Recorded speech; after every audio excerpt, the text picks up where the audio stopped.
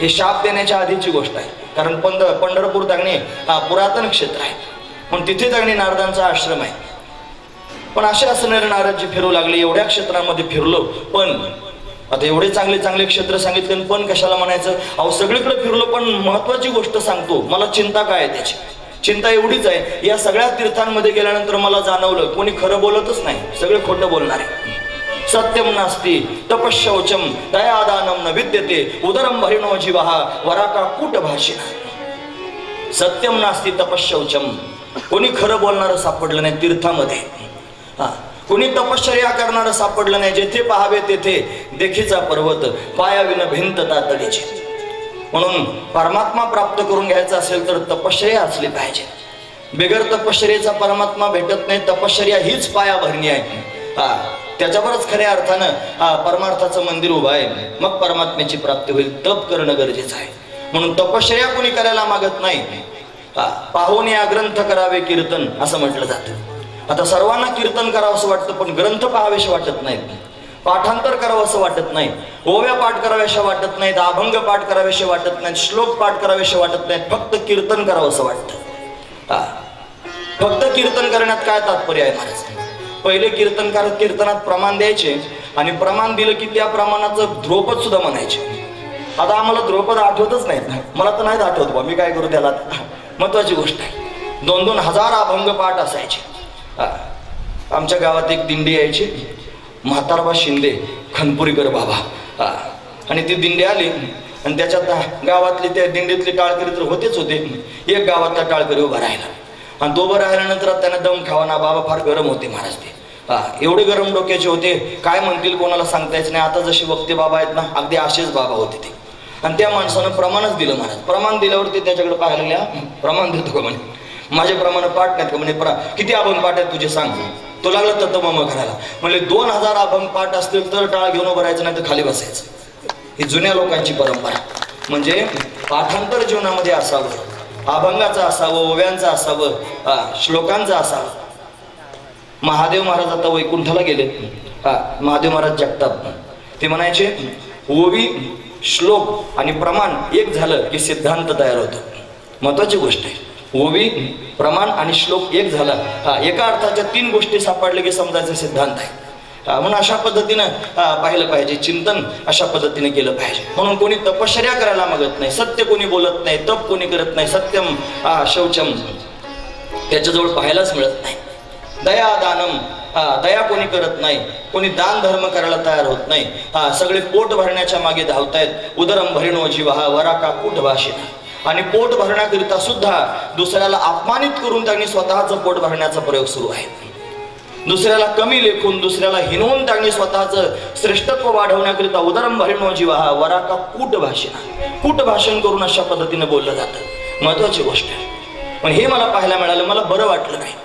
अजून म्हटले काय काय पाहायला मिळालं, न योगी नैव सिद्धो वा न ज्ञानी सत्प्रियो न रहा. कोणी योगी दिसला नाही, कोणी सिद्ध पुरुष दिसला नाही, कोणी सत्कर्म करणारा दिसला नाही. कलिदावानले नाद्य साधनम भस्मदाम गता. या कली रूपी अग्नीच्या माध्यमातून सगळी साधनं भस्म झाल्यासारखी दिसू लागली. हे पाहून मला त्यांनी वाईट वाटतंय. मग मी काय केलं, आणखी त्यांनी फिरू लागलो. घरोघर भांडण पाहायला मिळालं. तरुणी प्रभृता गे, हे नारदांचं वर्णन आहे. नारदाने अभ्यास केलाय समाजाचा. नंतर या समाजामध्ये मला पाहायला मिळालं म्हणे घरोघर तरुण स्त्रीची मालकी आहे. तरुणी प्रभृता गे, हे घराची मालकीनच होती तरुण स्त्री. खरं तर घराचे मालक वृद्ध असावेत. म्हाताऱ्या माणसांना फार महत्व असावं. ज्या परिवारामध्ये वृद्धांना मान सन्मान प्राप्त होतो तो अतिशय सात्विक परिवार समजा. नाहीतर मनुष्य घरातला त्यांनी म्हातारा झाला आणि त्यानं जर एखादा सल्ला द्यायचं जरी ठरवलं तरी त्याला बोलता येत नसेल, तुम्ही शांत राहा, तुम्हाला समजत नाही, असे शब्द जर असतील तर समजायचं त्याच्यात काही संस्कार नाहीत, त्या घरामध्ये सात्विकता अजिबातच नाही. म्हणून वृद्धांना महत्व असावं. पण इथे त्यांनी तरुणी त्यांनी मालकीन झाली. तरुणी प्रभुता घे, प्रभुता म्हणजे मालकी, आणि तरुण स्त्रीची मालकी झाली घरोघर. आणि त्याच्यानंतर पुढे सांगितलं दंपत्तीनांचे कलह, पती पत्नींमध्ये भांडणं सुरू झाले. एखादा म्हणेल हे नारदजी ब्रह्मचारी, त्यांना काय करायचं, बायकांचं त्यांनी नवऱ्यांचं भांडण होत आहे, घरोघर भांडणं चालले. नारदजी संत आहेत आणि संत जगाची चिंता करत असतात. महत्वाची गोष्ट आहे. म्हणून हे सगळे मुद्दे त्यांच्या डोळ्यासमोर आहेत. त्याच्या पुढे आणखी वर्णन करून सांगितलं. ते म्हणतात पाखंड निरताम संतो. जे स्वतःला संत म्हणतात ते पाखंड करण्यामध्ये रत आहेत. पाखंड निरताम संतो. त्याच्या पुढे सांगितलं शालको बुद्धिदायका. शालक म्हणजे बायकोचा भाऊ. साला म्हणजे मेहुणा. त्याला अनेक नाव आहेत महाराज, म्हणून त्याला इथे शालक असं म्हटलं जातं. शालको बुद्धिदायका, जो त्यांनी बायकोच्या भावाचं म्हणणं ऐकून त्यांनी आपला प्रपंच करतो. ज्याला थोरल्या भावाविषयी अजिबात प्रेम वाटत नाही पण मेहुण्याविषयी फार प्रेम वाटतं, असा त्यांनी समाज तयार झाला. शालको बुद्धिदायका. बैमान आहे महाराज दुनिया. कबीर महाराज वर्णन करून सांगतात. आई रे बैमान दुनिया आई रे, आई रे बैमान दुनिया आई रे, आई रे बैमान दुनिया आई रे, आई रे बैमान दुनिया आई रे, आई रे बैमान दुनिया आई रे, आई रे बैमान दुनिया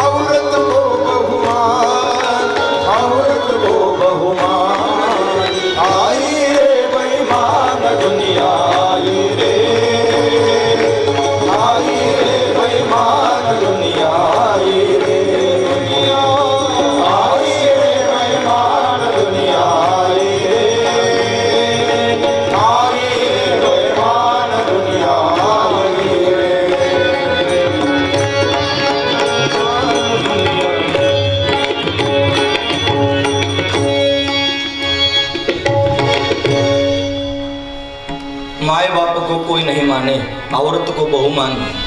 माय बापाला मानत नाहीत, बायकोला जास्त मान. तिच्या आरतीच ओळायची राहते. जय देव जय देव जय माझी बायको, जे तुम्ही सांगाल ते आम्ही ऐकू. औरत को बहुमान. पुढे ऐका. शालको बुद्धिदायका. बडे भाई को कोई नाही माने. मोठ्या भावाला मान सन्मान नाही. साले को बहुमान. मेहुण्याच्या म्हणण्यानुसार त्यांनी वागणारी माणसं. हे पाहून नारदांना दुःख होत आहे. दुःखी आहेत नारदजी महाराज. म्हटले एवढं सगळं त्यांनी पाहून मला बरं वाटलं नाही, आणि म्हणून मी विचार केला की कोणत्याच तीर्थात समाधान वाटत नाही जिथं श्रीकृष्ण परमात्म्याने लीला केल्या त्या वृंदावनात तरी जावं. म्हणून यमुना नदीच्या काठावर त्यांनी मी वृंदावनात गेलो. नारदजी महाराज वर्णन करून सांगताय. मोठं समाधान वाटलं. तिथे भगवान श्यामसुंदर वास्तव्य करतोय. त्याला बाक्यविहारी म्हणतात. तो त्यांनी देवळाचरण उभा आहे. जगन्नियंता परमात्मा भक्तांच्या प्रेमामध्ये गुंतून पडलेला आहे. नाही काष्टाचा गुमान, गोवी भ्रमरा सुमन, असा असणार तो परमात्मा. जो भोंगा आहे ना, घर करत त्यांनी महाराज वाळलेल्या लाकडाला छिद्र पाडून त्यांनी निघून जातो. तो भोंगा कमलिकेत अडकून पडतो. तिची कोवळी पानं सुद्धा तो कुरतडून जाऊ शकत नाही का, तो तिथे गुंतून पडलेला आहे त्या गंधामध्ये. महत्वाची गोष्ट आहे. तसा जगाचा मालक जो त्यांनी कशालाच कळत नाही, जो त्याने कर्मा न कर्म अतिशय सूक्ष्म आहे. कर्माच्या पद्धतीनं जाल तर परमात्म्यापर्यंत घाईघाई जात येत नाही. दोन गोष्टी सूक्ष्म आहेत महाराज. एक ब्रह्म सूक्ष्म आहे आणि दुसरं कर्म सूक्ष्म आहे. सामान्य बुद्धीला कर्मही कळत नाही आणि सामान्य बुद्धीला ब्रह्मही कळत नाही. म्हणून कर्म कळत नाही, कर्माच्या माध्यमातून जाता येत नाही परमात्म्यापर्यंत. कठीण आहे समजायला. ज्ञानाच्या माध्यमातून जाल तर ज्ञान सुद्धा सामान्य लोकांना कळत नाही अधिकार झाल्याशिवाय, म्हणून कठीण आहे. योगाच्या मार्गाने जर जाल तर योग सुद्धा कठीण आहे. असा न समजणारा परमात्मा, न कळणारा परमात्मा, सहजासहजी प्राप्त न होणारा परमात्मा, तो गुंतून पडतो कशात? प्रेमात. म्हणून प्रेमानं प्राप्त होतो, प्रेमानं अडकतो, प्रेमानं सापडतो. असा परमात्मा त्या वृंदावनात त्यांनी गुंतून पडला. भक्तांच्या प्रेमात उभाच राहिला. म्हणून महात्मे वृंदावनाला फार जास्त महत्व देतात महाराज. वृंदावन म्हणजे भगवंताचं हृदय आहे. तिथे जाऊन राहतात चिंतन करण्याकरिता, तिथे जाऊन राहतात भगवंताचं सानिध्य प्राप्त करून घेण्याकरिता. महत्वाचे, जेवढी पंढरी महत्वाची आहे तसं वृंदावनही महत्वाचंच आहे. नाही तर पंढरीत राहून आपण वृंदावनाची कथा सांगतो, पंढरीत राहून आपण गोकुळाची कथा सांगतो, म्हणजे गोकुळ वृंदावन महत्वाचं आहेच ना महाराज. त्याला दुय्यम का करावं? हे सगळे क्षेत्र आपलेच आहेत. नाही तर आपण संकुचित होऊ ना, म्हणे आपलं आपलंच आहे, म्हणे पंढरपूरच फक्त महत्वाचं आहे. आणि तेवढ्यात जर पडलं तर आपण फार वारकरी संकुचित नाही. वारकरी हा फक्त महाराष्ट्रापुरता मर्यादित नाही, वारकरी तर व्यापक आहे महाराज. वारकऱ्याचं कार्य व्यापक आहे. जगभरातलं चांगले कार्य आहे, विश्वाला चांगली उद्धरून नेणारं कार्य आहे. त्यापेक्षा स्वर्गातले अमर सुद्धा वारकऱ्याचं कार्य पाहून चकित आहेत. मग स्वर्गात सुद्धा वारकऱ्याचा महिमा आहे. स्वर्गीचे अमर इच्छिता ते देवा, एवढं श्रेष्ठ आहे वारकऱ्याचं वर्णन. म्हणून लक्षपूर्वक ऐका.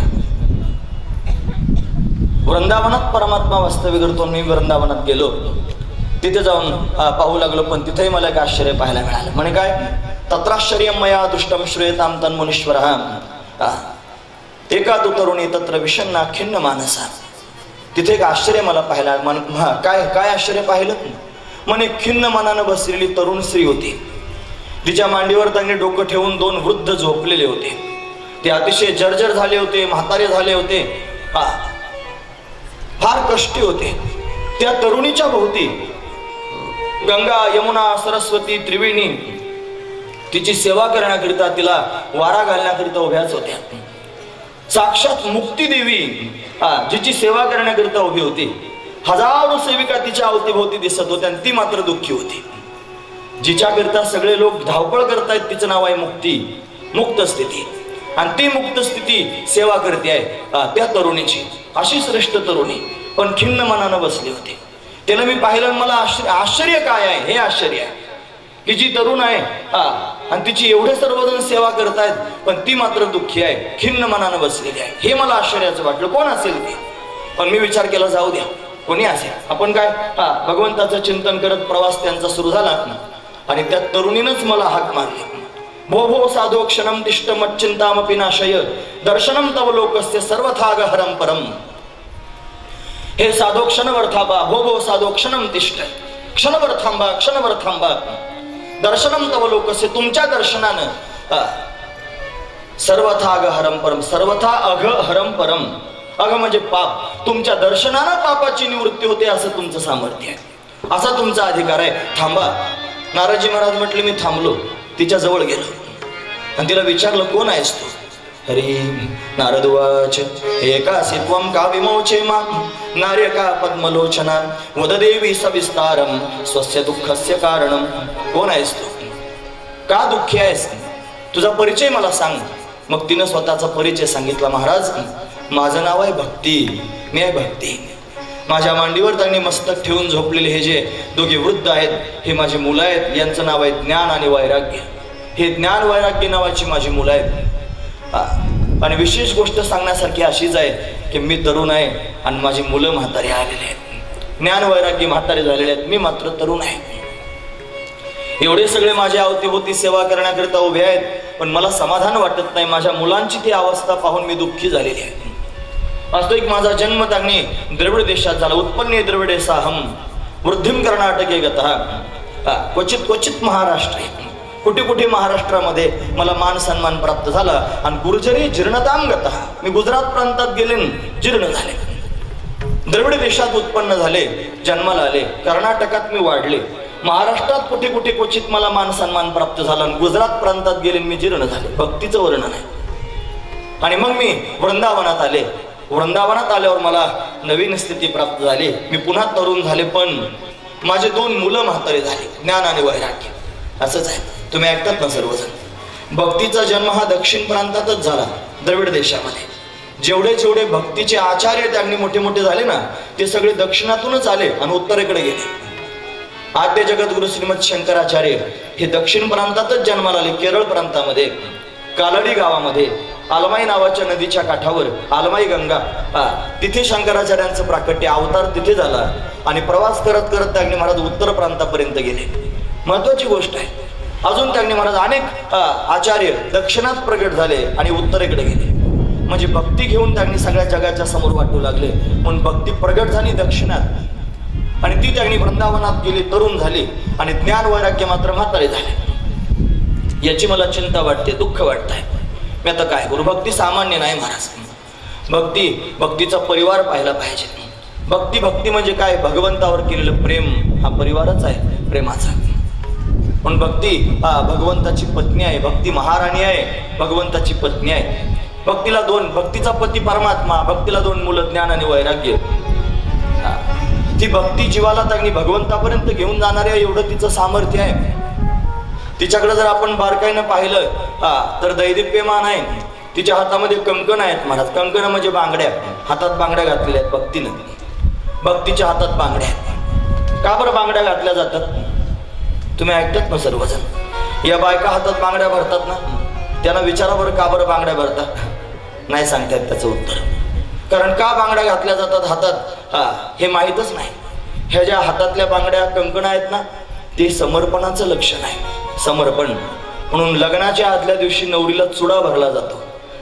हा जो चुडा भरला जातो ना, तिला हे सांगितलं जातं की तू आता समर्पित व्हायला निघालेली आहेस. ज्याच्याबरोबर तुझा विवाह होणार आहे त्याच्या समोर तुला समर्पण करायचं. हे समर्पणाचं प्रतीक आहे. बांगडी हातात घाल, कंकण. भक्तीच्या हातामध्ये कंकण आहेत, समर्पणाचं लक्षण आहे. भक्तीच्या कमरेला कमरपट्टा आहे. आपल्या भागात नाही, पण तिकडे परभणीपासून त्या भागात जर पाहिलं तर वयोवृद्ध स्त्रियांच्या कमरेला चांदीचा कमरपट्टा दिसतो. श्रीनिवास महाराजांना माहित असेल, त्यांना तिकडे जास्त फिरावं लागतं. कमरपट्टा, चांदीचा कमरपट्टा. का बरं कमरपट्टा बायकांनी कमरेला बांधायचा? कमरपट्टा हे त्यांनी संयमाचं लक्षण आहे. संयम. भक्तीच्या कमरेला पट्टा आहे, त्याचं नाव आहे संयम. या भक्तीच्या पायामध्ये त्यांनी पैंजण आहेत. पैंजण. हे पैंजण कशाचे आहेत माहिती आहे? हे सदाचाराचं लक्षण आहे. सदाचार. तुम्ही ऐकतात ना सर्वजण? मला गोष्ट सांगायची म्हणून मी सांगत नाही. का सांगतोय ते लक्षात घ्या. भक्ती जर आपल्या जीवनामध्ये आली तर हे सगळे लक्षण आपल्या जीवनात आले पाहिजे. भक्ती आली की परमात्म्याविषयीचं प्रेम आलं पाहिजे. भक्ती आली की ज्ञान आपोआप आलं पाहिजे. भक्ती आली की वैराग्य आलं पाहिजे. भक्ती आली की समर्पण आलं पाहिजे. भक्ती आली की संयम आला पाहिजे. भक्ती आली की सदाचार आला पाहिजे. ज्याच्या जीवनामध्ये भक्ती आली त्याच्या जीवनामध्ये समर्पण आलं. जर समर्पण नसेल त्यानं स्वतःला हरिभक्तीपरायण म्हणायचंच नाही. भगवंताच्या समोर समर्पण जर करीत नसेल, भक्तच कशाचा? जर संयम जीवनामध्ये नसेल तर तो भक्तच कशाचा? आणि सदाचरणी जर नसेल तर तो भक्तच कशाचा? म्हणजे जो भक्त आहे, जेवढे हरिभक्तीपरायण आहेत त्या सगळ्या लोकांनी कान उंच करून ऐका. महत्वाची गोष्ट सांगतोय. आपण भगवंताचे भक्त आहोत. आपल्या जीवनामध्ये पूर्ण समर्पण असावं भगवंताविषयी. दुसऱ्या कोणाच्या समोर पांगिला होणार नाही. नकरी अनेकांचा पांगिला. जर हे आकाशवर पडोप आहे, ब्रह्मगोळ भंगा जाय, वडवा नर त्रिभुवन खाय, प्रेमी तुझीच वास पाहेगा विठोबा. भानुदास महाराज वर्णन करून सांगतात. समर्पण आहे भगवंताच्या समोर, सर्वस्वाचं समर्पण.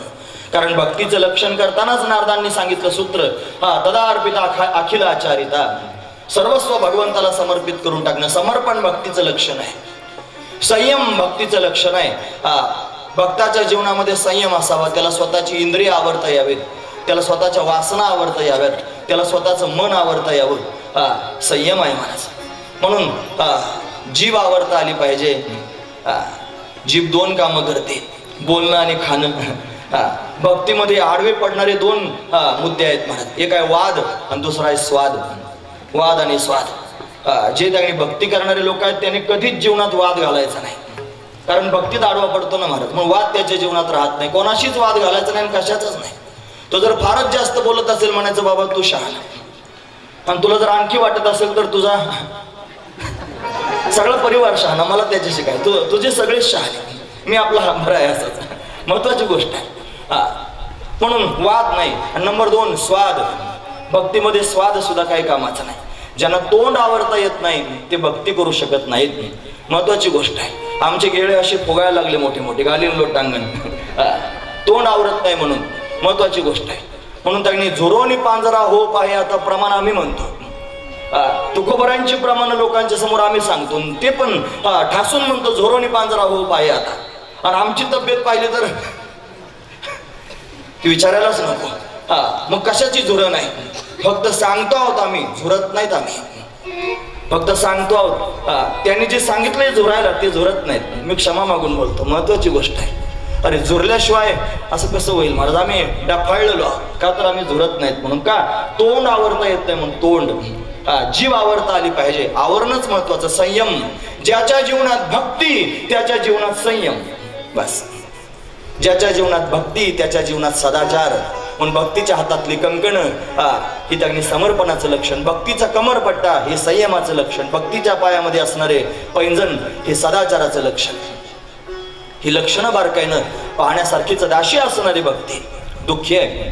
तिने स्वतःचा परिचय दिला आणि मग त्यांनी महाराज नारदजींना विचारू लागले, का झालं असं सांगा. मी तर वृंदावनात आले आणि वृंदावनात येऊन त्यांनी मला तर तारुण्य प्राप्त झालं, पण माझी मुलं म्हातारे झाली, मला वाईट वाटतंय.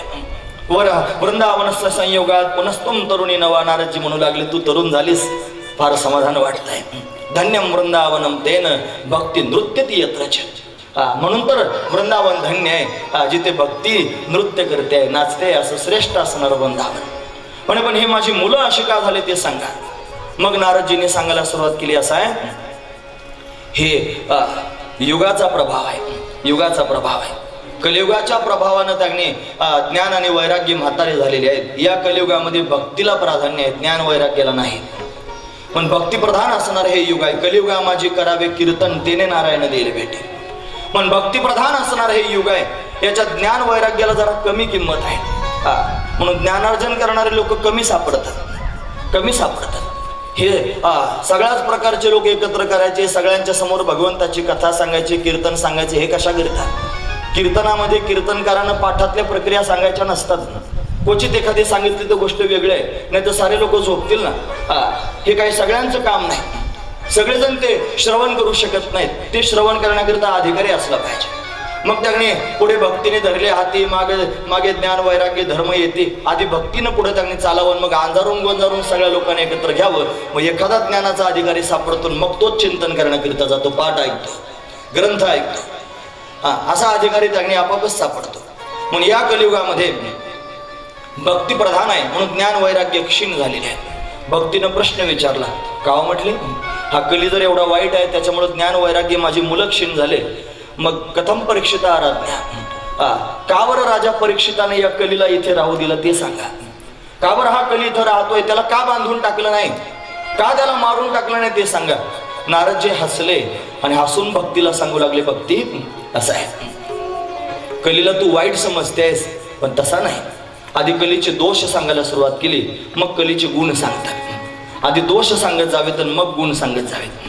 नाहीतर आधी जर गुण सांगितले नंतर दोष सांगितलं तर घोटाळा होतो महाराज. आधी फार कौतुक करून घ्यायचं आणि मग म्हणायचं हे असे आहेत. आधी फार चांगलं छान छान छान छान बोलून घ्यायचं, त्यांना चढून घ्यायचं वरती, मग म्हणायचं हे बावळट आहे.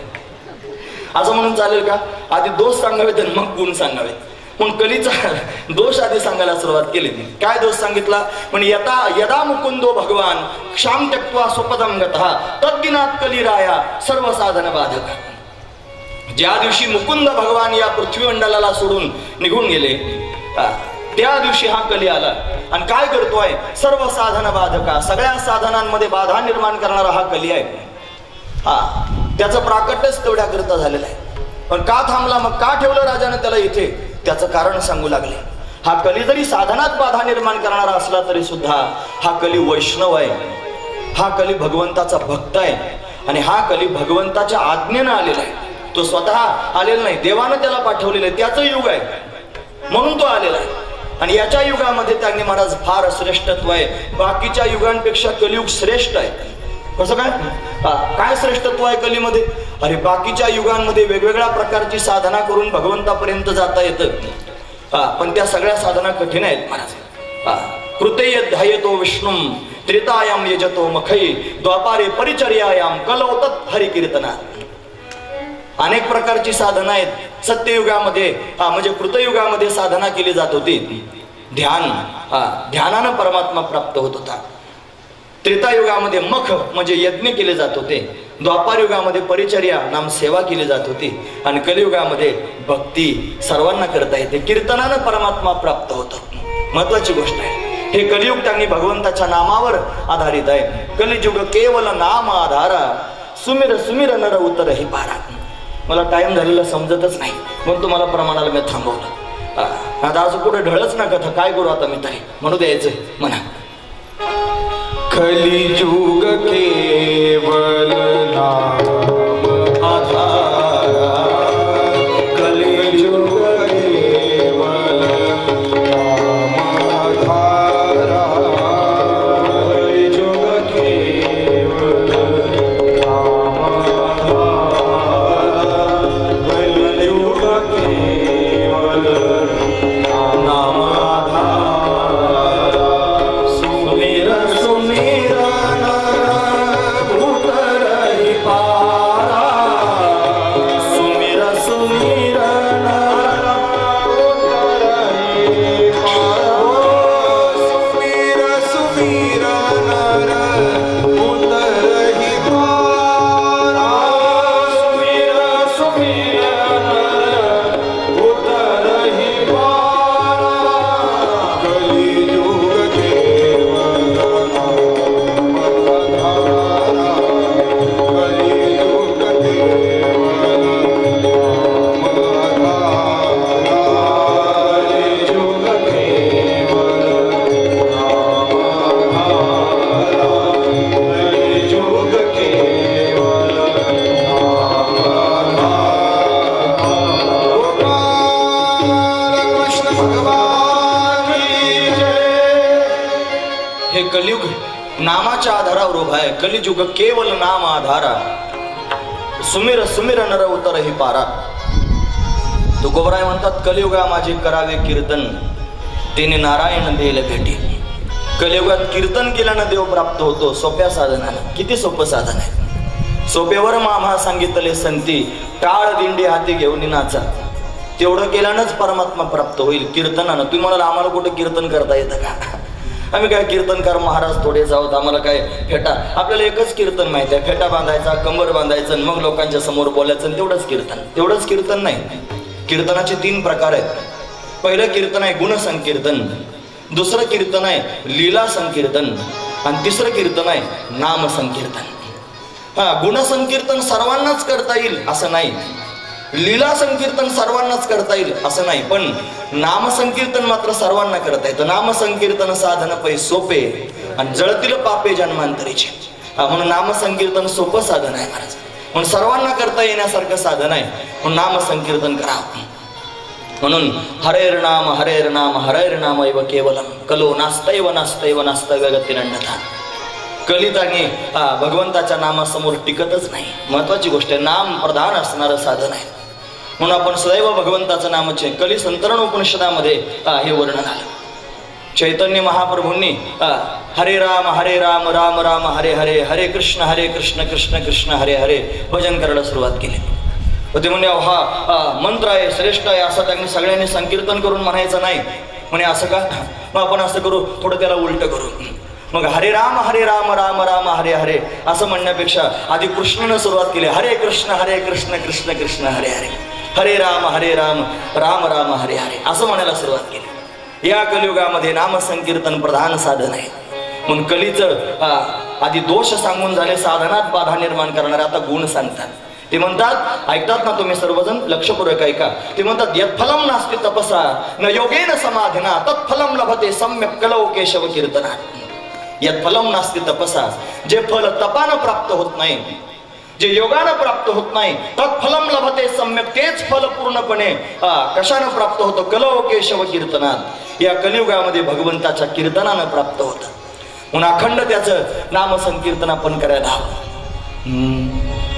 जय जय राम कृष्ण हरी, जय जय राम कृष्ण हरी, जय जय राम कृष्ण हरी, जय जय राम कृष्ण हरी, जय जय राम कृष्ण हरी, जय जय राम कृष्ण हरी, जय जय राम कृष्ण हरी, जय जय राम कृष्ण हरी, जय जय राम कृष्ण हरी, जय जय राम कृष्ण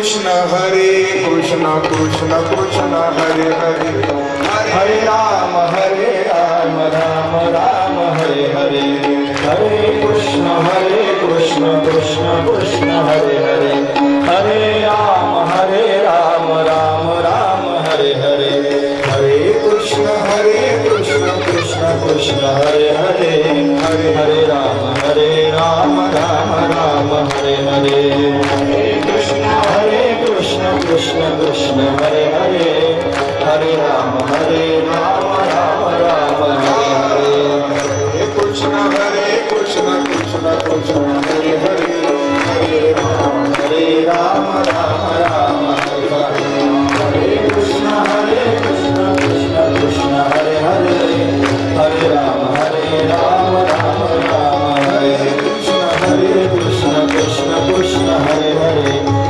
राम राम राम हरे हरे हरे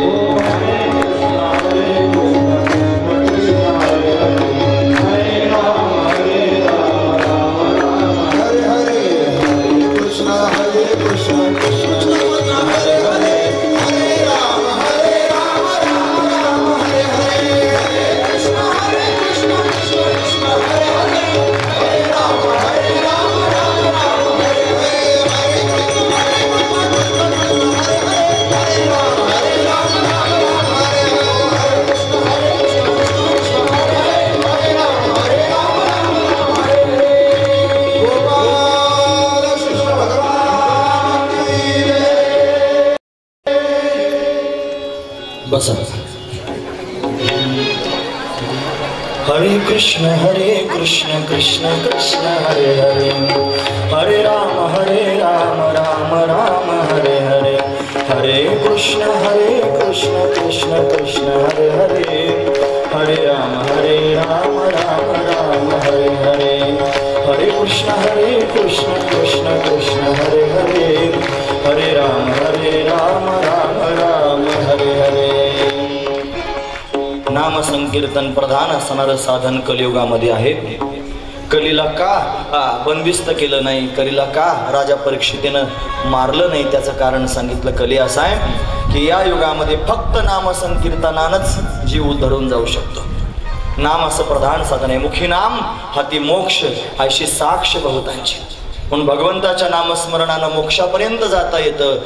म्हणून त्यांनी सद्योमुक्ती आणि क्रममुक्ती वर्णन करून सांगितले. सद्यमुक्ती होते ज्ञानानं आणि क्रममुक्ती होते नामानं. म्हणून नामचिंतन केल्यानं ज्ञानाचा अधिकार तयार होतो आणि अधिकार तयार झाला की सर्वज्ञेश्वराला तो कळतो. तो सर्वज्ञ असणारा ईश्वर गुरुरूपानं प्रगट होतो आणि प्रगट होऊन त्यांनी तत्वबोध प्राप्त करून देतो आणि मग खऱ्या अर्थानं त्यानं दिलेल्या ज्ञानानं जीव कृतार्थ होतो. हे नामामुळेच घडतं. कौतुक वाटे झाली या वेचाचे आणि नाम मंगळाचे तेने म्हणे. तुकोबारायांचा अनुभव आहे. ते म्हणतात याजसाठी केला होता अट्टहास शेवटचा दिस गोड व्हावा. आता निश्चिंतीने पावलो विसावा खुंटलिया धावा तृष्णेचिया. हे का झालं असेल कशामुळे? कौतुक वाटे झाली या वेचाचे नाम मंगळाचे तेने गुणी. काय झालंय म्हणे? तुका म्हणे मुक्ती पडलेली नवरी आता दिवसचारी खेळी मिळी. कशानं? नामानं. नाम प्रधान साधन आहे. नामचिंतन केलं पाहिजे, नाम संकीर्तन केलं पाहिजे. ते संकीर्तन भगवंतापर्यंत घेऊन जाईल. कलियुगाचं हे श्रेष्ठत्व. यत फलम नास्ते तपसा न योगेन समाधीना. योगानं जे फल प्राप्त होत नाही, तपानं जे फल प्राप्त होत नाही, समाधीनं जे फल प्राप्त होत नाही, ते फल नामानं प्राप्त होतं कलियुगामध्ये. पण श्रेष्ठ असणारा युग आहे म्हणून कलीला इथे ठेवलं. मग आता मी काय करू? भक्ती वर्णन करते आहे. माझ्या मुलांना त्यांनी पुन्हा पूर्वस्थितीत आणलं पाहिजे. तुमच्या समोर मी विनंती करते आहे. नारदांच्या समोर व्याकुळ होऊन भक्ती माता बोलू लागली. हे जयति जगति माया यस्य कायाधवोस्ते वचन रचनमेकं केवलं चाकलय्य ध्रुवपदमपि यातो यत्कृपातो ध्रुवोऽयं सकल कुशल पात्रं ब्रह्मपुत्रं नतास्मे. हे नारदजी, ज्ञान वैराग्यांना पूर्वस्थितीत आणलं पाहिजे. काय करू? विनंती करते आहे. व्याकुळ झालेली आहे. नारदांचं कौतुक करते. तुम्ही एवढे श्रेष्ठ आहात, तुमच्याशिवाय कोणी करू शकत नाही. काहीतरी करा. मग नारदांना बरं वाटलं. नारदजी समजून सांगितलं, चिंता करू नकोस. वृथा खेदयसे बाले अहो चिंता तुरा कथम. चिंता करू नकोस. श्रीकृष्ण चरणांभोजम स्मरम दुःख गमिष्यसी. श्रीकृष्ण परमात्म्याच्या चरणांचं स्मरण कर, तुझं दुःख निघून जाईल. कसं काय वर्णन करून सांगतायत? द्रौपदीच्या परित्राता यदा कौरव कश्मलात. द्रौपदीचा सांभाळ करणारा तो परमात्मा, कौरव रूपी कश्मल म्हणजे चिखल, आणि त्या कौरव रूपी चिखलामध्ये उमललेलं द्रौपदी रूपी फूल, कमळाचं फूल, त्या फुलाचं संरक्षण करणारा परमात्मा. द्रौपदीच्या परित्राता यदा कौरव कश्मलात पालिता गोप सौंदर्या सकृष्ण कोपिनोगतः. जो गोपिकांचा सांभाळ करणारा, शंखासुराच्या तावडीतून त्याने मला शंखचूडाच्या तावडीतून गोपिकांचा सांभाळ भगवंतानं जसा केला, तो परमात्मा इथेच आहे. सकृष्ण कोपिनोगता, कुठे गेलेला नाही, इथेच आहे. त्याचं स्मरण केलं पाहिजे. आणि असं म्हणून घाईघाईनं समोर आले नारदजी महाराज. सुतजी वर्णन करून सांगतायत नारदाने काय केलं आहे का. भक्तीच्या मांडीवर असणारे जे ज्ञान वैराग्य आहेत ना, त्यांच्या कानाजवळ मुख नेलं, कानाजवळ तोंड नेलं आणि बोलू लागले. अरे सुतवाच हे मुखम संयोज्य करणांते शब्दमुच्चय समुच्चरण ज्ञानम प्रबुद्धताम शीघ्रम रे वैराग्य प्रबुद्धताम.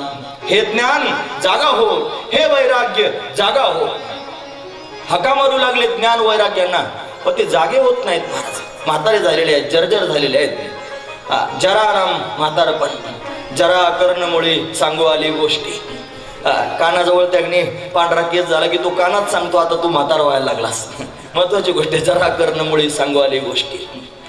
म्हातारपण आहे ना, ते म्हातारे झालेले आहेत, दुःखी आहेत, व्याकुळ झाले आहेत. नारदांनी हाक मारल्यावर त्यांनी असे डोळे उघडून पाहिले, परत डोळे लावून घेतले. म्हातारपणात शक्ती क्षीण होते महाराज, इंद्रिय शिथिल होऊन जातात. जसे त्यांनी बहिकरण म्हणजे बाहेरची इंद्रिय शिथिल होतात, तसं अंतकरण सुद्धा शिथिल होतं, बुद्धी सुद्धा शिथिल होते, शिथिल होतात सगळ्या प्रक्रिया. महत्वाची गोष्ट आहे. म्हणून शिथिल झाले, डोळे उघडून परत बंद केले. मग मात्र नारदांनी पुढचा मुद्दा वापरला. त्यांच्या कानामध्ये गीतेचा घोष, वेदाचा पाठ हा घोष करायला सुरुवात केली. वेद वेदांत घोषस्य गीता पाठे मुहुर्मुहु. तरी पण ज्ञान वैराग्य डोळे उघडायला तयार नाहीत. आता काय करावं. आता नारदांना चिंता पडली की वेदाचा गीतेचा घोष करतोय तरी पण हे डोळे उघडत नाहीत. नारदांना चिंता वाटायला लागली, यांना असं का झालं असेल. मग मात्र भगवंताचं स्मरण करू लागले आणि चमत्कार झाला. एक आकाशवाणी झाली महाराज, आणि आकाशवाणीनं सांगायला सुरुवात केली. अरे हे यदर्थम तू सत्कर्म सुरर्षे त्वं समाचर तत्ते कर्मा विधस्यन्ति साधव साधुभूषण. यदर्थम तू सत्कर्म, सत्कर्म करा, सत्कर्म करा, सत्कर्म करा, अशी आकाशवाणी झाली. हे साधुभूषण नारदजी, जर या ज्ञान वैराग्यांना समाधानी करायचं असेल तर सत्कर्म करावं लागेल. सत्कर्म केल्याशिवाय ते पूर्वस्थितीत येणार नाही. आता नारदांना सत्कर्म करा एवढं कळालं, पण सत्कर्म कशाला म्हणायचं हे नाही कळालं. नेमकं सत्कर्म म्हणजे काय. अन्नदान केल्यानं सत्कर्म होईल, की त्या एखादी पानपोळी घातल्यानं सत्कर्म होईल, का भूदान केल्यानं सत्कर्म होईल, का गोदान केल्यानं सत्कर्म होईल, काय केल्यानं सत्कर्म म्हणायचं कशाला. सत्कर्म म्हणजे काय प्रश्नच पडला. याला विचारतात सत्कर्म म्हणजे काय, त्याला विचारतात सत्कर्म म्हणजे काय, कोणीच सांगायला तयार नाही. नंतर तर असं झालं, सगळ्या लोकांना बातमीच कळाली. म्हणजे हे नारदजी त्यांनी फिरतायत आणि सगळ्या लोकांना प्रश्न विचारतायत. एवढे श्रेष्ठ नारदजी, ते आपल्याला जर प्रश्न विचारायला मग काय करायचं. म्हणून दुरूनच नारदाला येताना पाहून लोक दरवाजाच बंद करून घ्यायला लागले. म्हणजे आपल्या घरात घुसले मग काय करायचं, आपल्यालाच प्रश्न विचारतील, त्यापेक्षा आपण त्यांना दिसायलाच नको, अशी अवस्था झाली. कोणीच त्यांना सांगायला तयार नाही. मग हे नारदजी भजन करत करत करत बद्री विशाल क्षेत्रामध्ये गेले. प्रश्न विचारला होता ना की नारदांची आणि सनकादिकांची भेट कशी झाली. संयोग पुत्रतेसह कुठे त्यांचा संयोग झाला ते सांगा. मग अशा पद्धतीने संयोग झाला. नारदजी महाराज त्यांनी चिंतातूर झाले. कोणीच त्यांना सत्कर्म म्हणजे काय सांगेना. भक्ती ज्ञान वैराग्यांना सुख प्राप्त करून द्यायचे, पण आता मी काय करू, काही उपाय करता येत नाही. ते फिरणारे नारदजी त्यांनी बद्रिकाश्रमात गेले, तिथे सनकादिकांची त्यांची भेट झाली. मग दोघांमध्ये संवाद सुरू झाला. चिंतातूर आहेत नारद भक्ती ज्ञान वैराग्य करतात. चिंतातूर आहेत नारद समाजातल्या कठीण असणाऱ्या स्थितीला पाहून त्यांची चिंताच आहे. आणि या चिंतेला पाहून त्यांनी सनकादिकांनी ओळखलं आणि ओळखून विचारलं, कथम ब्रह्मण दिनमुखा कुतच चिंतातुर भवान, काय चिंता आहे सांगा. मग एवढं सगळं वर्णन नारदांनी करून सांगितलं. भक्ती ज्ञान वैराग्यांना सुखी करायचंय आणि काही उपाय सापडत नाही. सत्कर्म म्हणजे काय हे मला माहित नाही, मला कोण सांगेल याची चिंता आहे. नारदजी महाराज अशी चिंतातुर आहेत, विनंती करू लागले. महाराज इदानीं भूरिभाग्येन भवद्भिः संगमो भवत् कुमार भुर्वताम शीघ्रम कृपाम कृत्वा ममोपरी. माझ्यावर कृपा करा आणि मला सांगा यांच्या सुखाचा उपाय काय आहे. भक्ती ज्ञान विरागाणाम सुखम उत्पद्यते कथम. भक्ती ज्ञान वैराग्यांना सुख कसं होईल याचा उपाय सांगा. आणि मग मात्र त्यांनी महाराज सनकादिक संत बोलू लागले.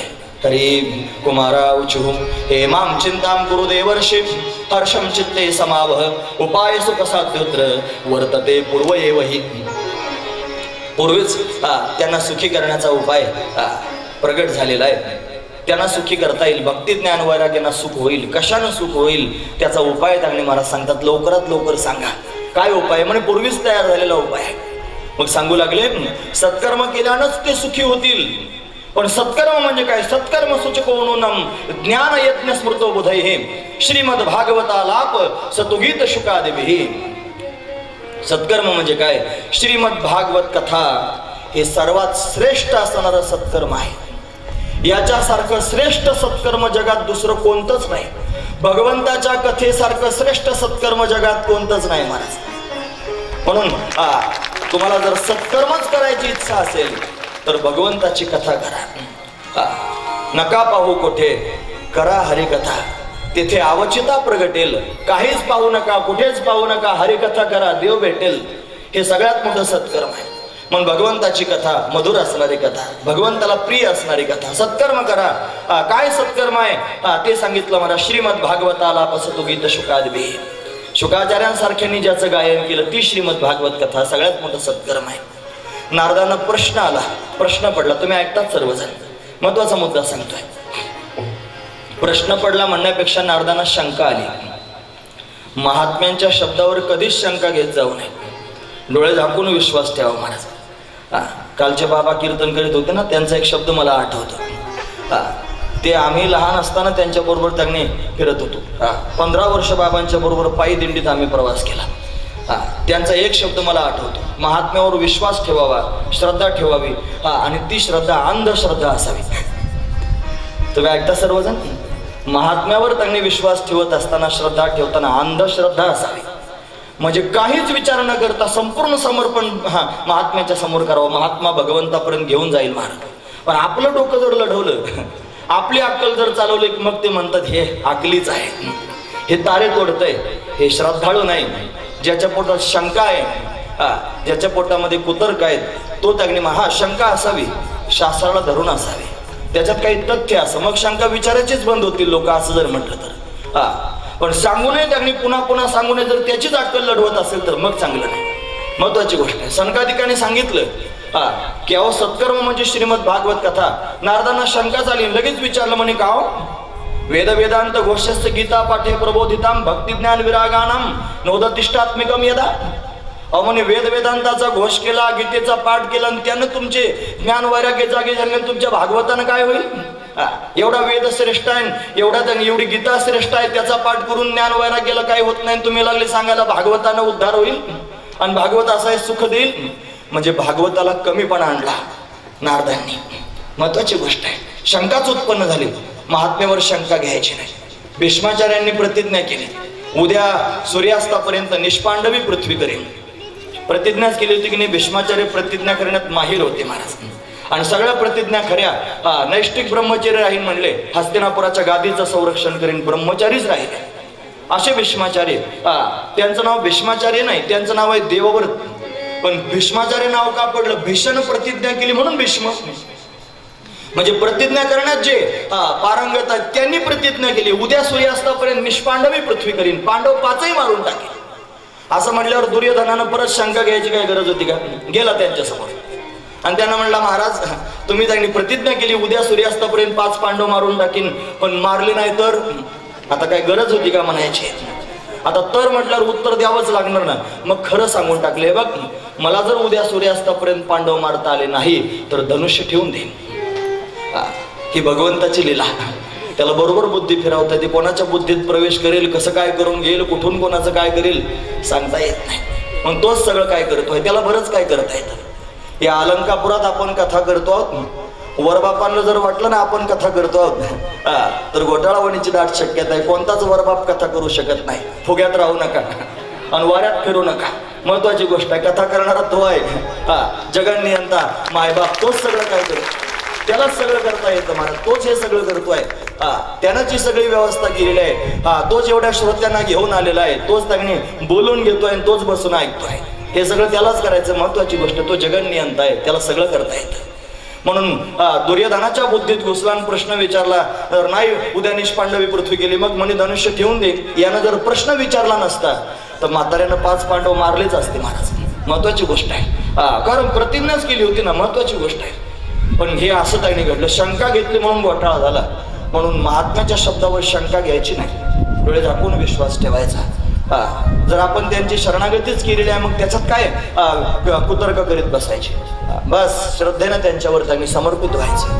म्हणून बोलू लागले. मग मात्र सनकादिकांना थोडं वाईट वाटलं, पण संत आहेत महाराज, संयम हा संतांचा गुण आहे. त्यांनी स्वतःला सावरलं, रागवले नाहीत आणि न रागवता थोडं वाईट वाटलं पण तरी बोलायला सुरुवात करू लागले. सहन केलं ते आणि बोलू लागले, पहा श्रीमद भागवताला सामान्य समजू नका. तुम्ही वेदाला श्रेष्ठ म्हणतात, तुम्ही गीतेला श्रेष्ठ म्हणतात, मलाही मान्य आहे वेद श्रेष्ठ आहे, गीता श्रेष्ठ आहे, सगळे शास्त्र श्रेष्ठ आहेत, पण हे भागवत सुद्धा सामान्य नाही. मग वेद उपनिषदात सारा जाता भागवती कथा, ही भागवत कथा अशी आहे जी वेद आणि उपनिषदांचं सार आहे. ज्याला वेद उपनिषद पाहता येत नाहीत त्याने भागवत कथा पाहावी. त्याला वेदातलं सार सहजच भागवतातून कळेल, त्याला पुराणांमधलं सार, त्याला उपनिषदांमधलं सार त्यांनी भागवतातून कळेल. अशी श्रेष्ठ भागवत कथा आहे. अत्युत्तमा ततो भाती पृथक भूता फलाकृती, ही अति उत्तम आहे, जीवनामध्ये फल प्राप्त करून देणार आहे अशी श्रीमद भागवत कथा. हा महिमा भागवताचा सांगतात सनकादिक संत. म्हणे मग काय केलं पाहिजे सांगा. म्हणे इदम भागवतम नाम पुराणम ब्रह्मसंहितम, हे ब्रह्मसंहित पुराण आहे. भक्ती ज्ञान विरागाणाम स्थापनाय प्रकाशितम. म्हणून या श्रीमद भागवत कथेचा आश्रय जर भक्ती ज्ञान वैराग्याने घेतला तर सुखी होते. मग त्यांना बोलवा, कथा सांगितली पाहिजे त्यांच्या समोर. पण हो कुठे करायची कथा, कशी करायची कथा.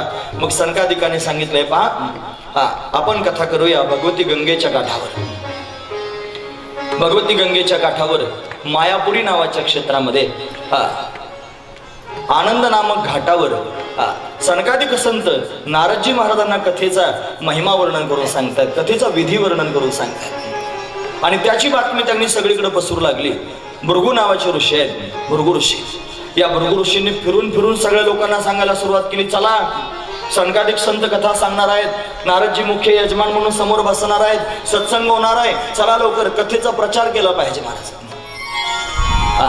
लग्नासारख्या पत्रिका तयार करून वाटल्या पाहिजे, पंडाल म्हणजे मंडप दिला पाहिजे, सगळ्या लोकांची राहण्याची व्यवस्था असली पाहिजे, खाणपानाची व्यवस्था करावी, सूर्योदयापासून सूर्यास्तापर्यंत कथा सांगावी, दिवसभर कथा सांगत राहा. मध्यंतरी थोडं संकीर्तन असावं, हे भागवतात लिहिलेलं आहे. थोडासा विश्राम त्यांनी असावा, सूर्यास्तापर्यंत कथा सांगत राहावी, हा कथेचा नियम आहे महाराज. म्हणून कथा सांगायला सुरुवात करणारे सनकादिक संत निरोप त्यांनी भृगू ऋषी सांगू लागले, सर्वांना बोलू लागले.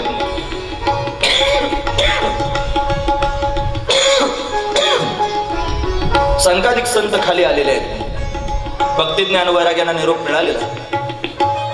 दोघे जण आलेले आहेत महाराज. सनकादिक आले आणि भक्ती ज्ञान वैराग्य जाण्याकरिता निघाले. तुम्ही ऐकतात ना सर्वजण. जीवनामध्ये जर आपलं हित करून घ्यायचं असेल तर आपण संतांना शरण गेलं पाहिजे आणि आपले विचार उंच केले पाहिजे. तळागाळातल्या विचारात राहून मनुष्य कधी श्रेष्ठत्वाला प्राप्त होत नाही. म्हणून उंची वाढवायची असेल तर विचाराची उंची वाढवली पाहिजे. म्हणून स्वतःला कृतार्थ करण्याकरिता जीवानं वरती जावं. हे जे मायापुरी नावाचं क्षेत्र मी तुम्हाला म्हणतोय त्याचं नाव आहे हरिद्वार. हरिद्वार हे जे हरिद्वार आहे ना, हे सेंटर आहे महाराज, मध्यच आहे. हरिद्वार पासून बद्रीनाथ आणि हरिद्वार पासून वृंदावन सारखंच अंतर आहे, सारख्याच अंतरावर आहे. मग भक्ती ज्ञान वैराग्यांनी वर जायचंय आणि सनकादिक संतांनी खाली यायचंय. याच्यात काय अर्थ भरलेला आहे त्याच्या सुद्धा. जीवाचा उद्धार करायचा असेल तर संतांना खाली यावं लागेल. ब्रह्ममूर्ती संत जगी अवतरले, खाली आले. ब्रह्ममूर्ती आहेत, कृतार्थ आहेत, पण ते खाली आले. संतांना जीवाचा उद्धार करण्याकरिता खाली यावं लागतं आणि जीवानं स्वतःचा उद्धार करून घेण्याकरिता वर जावं लागतं. एवढं जरी सूत्र कळलं तरी काम झालं ना, महत्वाची गोष्ट. म्हणून जीवानं वर जावं, स्वतःचा उद्धार करून घेण्याकरिता संतांच्या सानिध्यात जावं, विचाराची उंची वाढवावी, गरज आहे त्याची. पण भक्ती ज्ञान वैराग्याना निरोप मिळाला. आनंद नामक घाटावर गंगेच्या काठावर कथा होणार आहे. इथे त्यांनी भृगु ऋषींनी सर्वांना बोलावलं. भृगु वशिष्ठ चवन गौतम मेधा तिथी देवल देवरातो रामस्तथा गादी सुतश्य शाकलो मृकुंड पुत्र अजित पिप्पलादहा. एवढे सगळे ऋषीमुनी एकत्र आले. संकाधिक संत उंच आसनावर बसले. मोठे मोठे योगेश्वर आले, पाराशर ऋषी आले, व्यासदेवजी आले. एवढ्यांची नाव आहेत. महाराज संकाधिक कथा सांगणार आहेत. जे कथेला प्रगट करणारे व्यासदेवजी आहेत ते ऐकायला येऊन बसलेले आहेत. हे अतिशय श्रेष्ठ आहे. कथा सांगायला सुरुवात करणार आहेत संकाधिक संत. सगळेजण आतुरतेनं त्यांनी कथा श्रवण करण्याकरिता बसलेले आहेत. सगळ्यात आधी कथेचा महिमा संकाधिकांनी सांगायला सुरुवात केला. ते सांगू लागले, सदासेव्या श्रीमद भागवती कथा यस्या श्रवण मात्रेन हरिश्चित्तम समाश्रयेत. ही भागवत कथा सामान्य नाही, हिचं सदैव सेवन करा. सदासेव्या श्रीमद भागवती कथा श्रवण करत राहा. हिचं जर तुम्ही श्रवण कराल, त्याचं जर चिंतन कराल तर हरिश्चित्तम समाश्रयेत, आपलं चित्त हरीच्या ठिकाणी स्थिर होईल. एवढं सामर्थ्य या कथेचं आहे. अशी असणारी दिव्य ही कथा श्रीमद भागवत कथा. तिचा महिमा सांगू लागले. हे सांगत असताना काही प्रश्न विचारले नारदांनी. का हो, या भागवताचं महात्म्य एवढं का वाढलं असेल ते तरी सांगा. मग तो प्रसंग सांगितला जो आपण काल ऐकला होता. भगवान निजधामाला जाण्याकरिता निघाले आणि निजधामाला जात असताना उद्धवानं प्रश्न विचारला, देवा आमच्यासारख्या भक्तांनी कोणाला शरण जावं. मग देवानं सांगितलं, मी जाणारच नाही, इथेच थांबणार आहे. म्हणे कुठे थांबणार आहात? मी श्रीमद भागवतात थांबणार आहे. स्वकीयम यत् भवेत् तेज तच्च भगवती दिद्धा. मी त्या भागवतात राहणार आहे. माझं स्वतःचं तेज मी भागवतात ठेवणार आहे. तिरोधाय प्रविष्टोयम श्रीमद भागवतार्णवम. अर्णव म्हणजे समुद्र आणि भागवत रूपी समुद्रात माझं स्वतःचं तेज मी ठेवणार आहे. पण हे भागवत सामान्य नाही, प्रत्यक्ष भगवानच आहे भागवताच्या रूपात. म्हणून भागवताचा महिमा वाढला. तीच ही भगवंताची मूर्ती आहे. तेनेयम वाङ्मयीन मूर्ती. प्रत्यक्षावर्तते हरे. हे सेवनात श्रवणात पाठात दर्शनात पापनाशिनी. ऐकतात तुम्ही सर्वजण? महत्वाचा मुद्दा आहे. तेनेयम वाङ्मयीन मूर्ती. ही भगवंताची वाङ्मयीन मूर्ती आहे. अर्चना मूर्ती आणि वाङ्मयीन मूर्ती. अर्चना मूर्ती आज पहा काय गोड दिसते आहे. तुम्ही फोटो काढून घेत होते ना मग त्याचे. तो श्याम सुंदर आज खरोखर श्याम झालाय आणि सुंदर दिसत आहे. भगवती राधाराणी केवढी गोड दिसते आहे. वा, प्रत्यक्ष नारायणानं तिचा शृंगार केलेला आहे. असं म्हणून त्यांनी महाराज श्याम सुंदर गोड आहे. ही त्याची मूर्ती आहे, अर्चना मूर्ती. आणि श्रीमद भागवत ही त्याची वाङ्मयीन मूर्ती. तेनेयम वाङ्मयीन मूर्ती. वाङ्मयीन मूर्ती सर्वांच्या समोर आहे. याची सेवा केली पाहिजे. ते म्हणतात सेवनात श्रवणात पाठात दर्शनात पापनाशी. भागवताची सेवा केली पाहिजे. तुम्ही ऐकता सर्वजण? आता भागवताची सेवा केली पाहिजे म्हणजे नेमकं काय करायचं? लोक सेवा करतात की नाही? महात्म्याच्या संगतीत जर राहिलं तर त्याचे पाय दाबतील, त्याला पाणी आणून देतील, खायला आणून देतील, अंथरूण टाकून देतील. सेवा आहे. अशी सेवा केली जाते. हातपाय दाबणे ही सेवाच आहे. एखाद्याला वाटेल की भागवताची सेवा करायची, मग तो काय करेल? बाजारात जाऊन भागवत ग्रंथ विकत घेऊन येईल आणि घरी नेऊन वस्त्रात गुंडाळून त्याला दाबायला सुरुवात करेल. म्हणजे सेवा करायची भागवताची, दाबीत राहायचं. असली सेवा नाही म्हणत. भागवताची सेवा करायची म्हणजे काय करायचं? जिथे भागवत कथा सुरू आहे या कथेच्या प्रांगणात जायचं. तिथे गेल्यानंतर या चटाया अंथरायचं काम करायचं, भागवताची सेवा. तिथे झाडून घ्यायचं काम करायचं, ही भागवताची सेवा. आलेल्या लोकांना भोजनाचा प्रबंध करायचा, ही भागवताची सेवा. आलेल्या लोकांना पाणी प्यायचं विचारायचं, भागवताची सेवा. सगळ्या लोकांची सुविधा करणं, भागवत कथा श्रवण करणाऱ्या लोकांची ही सेवाच आहे. याला भागवताची सेवा म्हणायचं. म्हणजे सेवनात म्हणे महाराज ऐकायला टाइम नाही आणि सेवा कधी करायची? कसं बसं आम्ही बळजबरीने ऐकायला येतो, सेवा कधी करीत बसायची? म्हणे मग असं आहे, असं करा. जर सेवा करायला जमत नसलं तर फक्त श्रवण करा. सेवनात श्रवणात. म्हणे सेवा नाही जमलं तर श्रवण करा. म्हणे पण तो बाबा 2-3 वेळेला सांगतो आणि सकाळी 2-3 तास, परत संध्याकाळी 2-3 तास अवघडून जातो आम्ही, श्रवण करायला एवढा वेळ मिळत नाही. म्हणे मग काय करायचं? म्हणे असं करा, मग सेवनात श्रवणात नाही जमलं श्रवण तर पाठात भागवताचा पाठ करा. घरी बसून भागवत वाचा. हो म्हणे ते संस्कृत श्लोक आहेत ना, ते काही सहजासहजी म्हणतात. मराठी नीट बोलता येत नाही, संस्कृत कधी कळायचं? ज्याचं संस्कृत झालेलं आहे त्याला ती कळेल. आम्हाला जर संस्कृत झालं नाही, आम्हाला ते श्लोक कसे काय कळतील? म्हणे पाठ करता येणार नाही. म्हणे तुला सेवा करता येत नाही, श्रवण करता येत नाही, पाठ करता येत नाही. मग एक काम करा. काय? सेवनात श्रवणात पाठात दर्शनात पापनाशी. नाहीच काय करता आलं तर या श्रीमद भागवताला आपल्या घरी घेऊन जा. पवित्र असणाऱ्या या श्रीमद भागवताला एका वस्त्रामध्ये गुंडाळून ठेवा. जिथे तुमचं देवघर आहे तिथे त्या भागवताला नेऊन स्थापन करा आणि रोज नित्यनियमानं भागवताचं दर्शन घ्या, तरी पाप निवृत्त करील एवढं सामर्थ्य भागवत. दर्शनात पाप नसे, दर्शनात पाप घालवतं असं श्रीमद भागवत आहे. सामान्य नाही, श्रेष्ठ आहे. दर्शनात पाप नासीने. भागवताचा महिमा सनकादिक संत सांगू लागले आणि असा सांगत असतानाच एक चमत्कार झाला. काय चमत्कार झाला? सगळ्यांच्या कानावर शब्द येऊ लागला महाराज. श्री कृष्ण गोविंद हरे मुरारे, हे नाथ नारायण वासुदेव. श्री कृष्ण गोविंद हरे मुरारे, हे नाथ नारायण वासुदेव. श्री कृष्ण गोविंद हरे मुरारे, हे नाथ नारायण वासुदेव. श्री कृष्ण गोविंद हरे मुरारे, हे नाथ नारायण वासुदेव. हे नाथ नारायण वासुदेव, हे नाथ नारायण वासुदेव.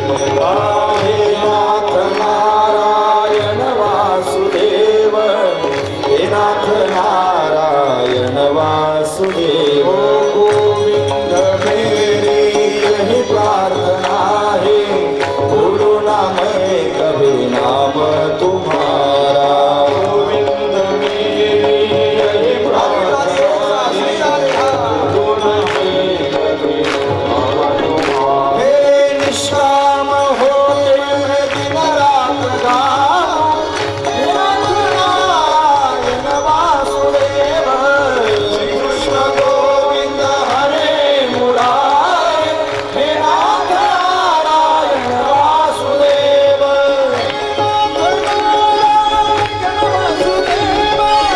हे नाथ नारायण वासुदेव, हे नाथ नारायण वासुदेव, हे नाथ नारायण वासुदेव. श्री कृष्ण गोविंद हरे मुरारे, हे नाथ नारायण वासुदेव.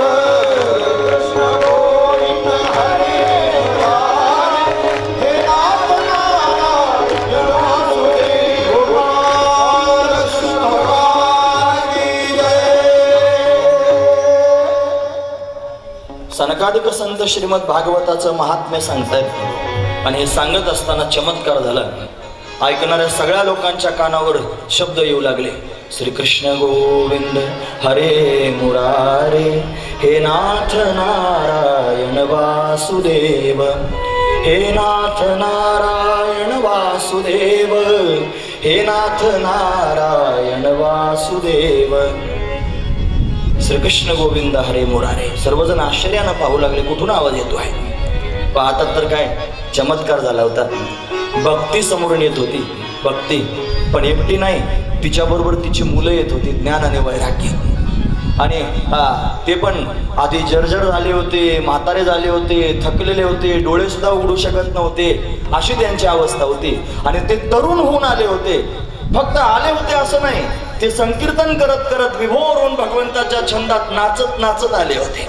महत्वाची गोष्ट आहे, याच्यात वर्णन आहे. भक्ती सुतवतो तरुण गृहीत्वा, प्रेमैक रूपा सहसा विरासा. श्रीकृष्ण गोविंद हरे मुरारे, नाथेती नामानी मुहुर्वदंती.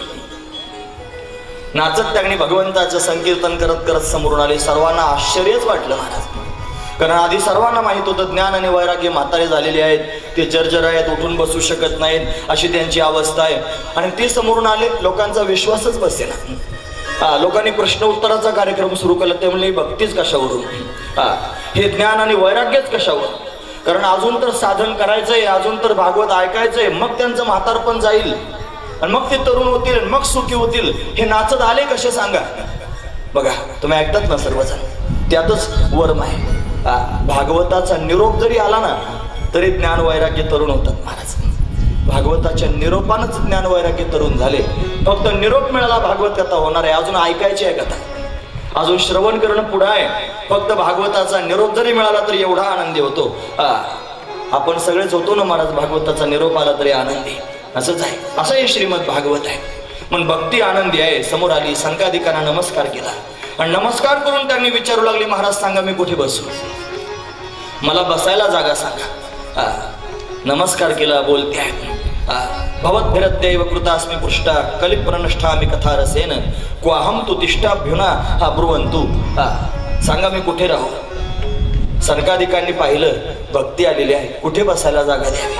मग त्याने सांगितले, हे बघ तू भक्ती आहे, सामान्य नाहीस.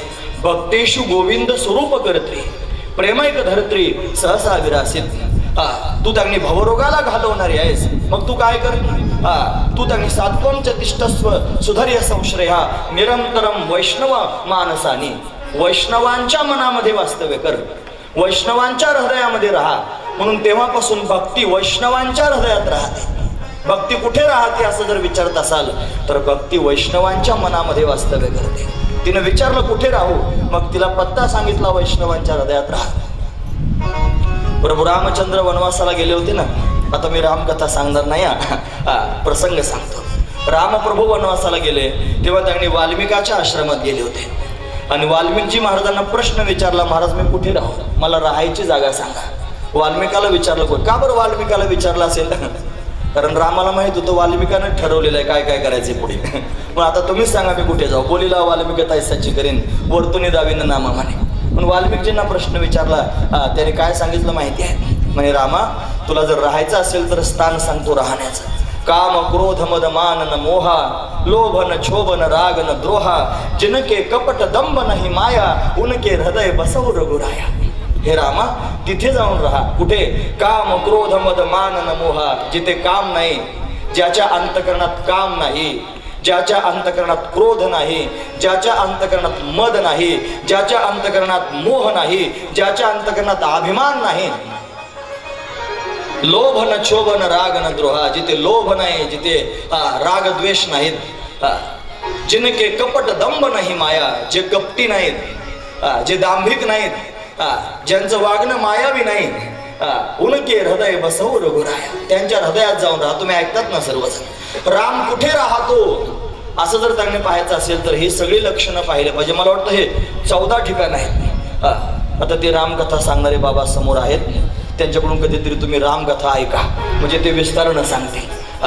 म्हणून 14 ठिकाणं सांगितली रामाला राहण्याची. म्हणून जसा राम राहतोय या ठिकाणी तशी भक्ती कुठे राहते, वैष्णवांच्या हृदयात राहते. वैष्णवांच्या हृदयामध्ये वास्तव्य करू लागली भक्ती. तिला समाधान वाटू लागलं, तिचं दुःख निवृत्त झालं, ज्ञान वैराग्य सुखी झाले. अतिशय आनंद वाटला नारदांना, कारण नारदांना चिंता होती ना. चिंता दूर झालेले नारदजी प्रसन्न झाले, समाधान वाटलं ना, आश्चर्य वाटलं नारदांना. हा त्यांनी भागवताचा दुसरा महिमा. काल पहिला आपण सकाळी पहिला महिमा पाहिला की ब्रह्मदेव आश्चर्यचकित झाले, पहिला महिमा. दुसरा महिमा, या भागवताच्या सामर्थ्यानं भक्ती ज्ञान आणि वैराग्यांना सुख प्राप्त झालं. कारण प्रश्नच होता, सुखम उत्पद्यते कथम, भक्ती ज्ञान विरागाणाम सुखम उत्पद्यते कथम, कसं सुख प्राप्त होईल सांगा. म्हणून या भागवताच्या फक्त निरोपानच भक्ती ज्ञान वैराग्य सुखी झाले. हा भागवताचा महिमा दुसरा. नारदजी आश्चर्यचकित झाले आणि आश्चर्यानं विचारले, का हो महाराज, या भागवताचं तर मला एवढं महत्व माहीतच नव्हतं. मी आपलं उगीच तुम्हाला म्हटलो वेद वेदांताचा घोष केला आणि गीतेचा पाठ केला आणि त्याने काय होत नाही, तुमच्या भागवतानं काय व्हायचं. पण मला कळालं हे भागवत सामान्य नाही. या भागवताला पाहून ज्ञान प्रफुल्लित झालं. ज्ञानाला पाहून आपण सगळेजण प्रफुल्लित होतो, पण ज्ञानाला विचारा तुला काय आवडतं, ते ज्ञान म्हणतं मला भागवत आवडतं, भागवतात राहायला आवडतं. म्हणून खरा ज्ञानी जर ओळखायचं असेल तर त्याची परीक्षा भागवतातच होते. आम्ही तुमच्या समोर सांगतो पण आम्ही आपलं असंच सांगतो, ऐकून गोळा करून हे सगळं त्यांनी सांगायचं काम आम्ही करतो. गोष्ट खरी आहे, पण खरा जो ज्ञानी पुरुष आहे तो अनुभवानं बोलतो. त्याच्या प्रत्येक शब्दामध्ये अनुभवाची जोड असते आणि अनुभवानं बोलून त्यांनी बोलतो, त्याचा शब्दच काम करतो. महाराज वजनदार शब्द बाहेर पडतात ना, आणि ते पडले की समोरच्या माणसावर प्रभावच करतात. महत्वाची गोष्ट आहे. आम्ही बसून कथा ऐकल्या, रेकॉर्डिंग ऐकली, ज्यांना पाहिलंच नाही त्यांची ऐकली. अखंडानंद स्वामी, अखंडानंद सरस्वती महाराज, ज्यांची श्रीमद भागवत कथा अतिशय अप्रतिम कथा. शांकर मतानुसार त्यांनी वेदांत सांगणारे अखंडानंद स्वामी, ज्यांच्या श्रीमद भागवत कथेचा हिंदी त्यांनी लिखाण झालं, त्याचा मराठी अनुवाद परमपूज्य आदरणीय डॉक्टर महाराजांनी केला. भागवतामृत त्याचं नाव आहे. डॉक्टर महाराजांनी अनेक ग्रंथ प्रकाशित केले, गीतेच्या प्रत्येक अध्यायाचे वेगवेगळ्या पद्धतीनं प्रकाशन केलं, त्याच्या श्रीमद भागवताचं सुद्धा प्रकाशन केलं, मराठी अर्थ लिहिला, फार गोड आहे महाराज, तुम्ही आवर्जून घेऊ शकता, ज्याला हवा असेल मराठी अर्थ जर तुम्ही डॉक्टर महाराजांना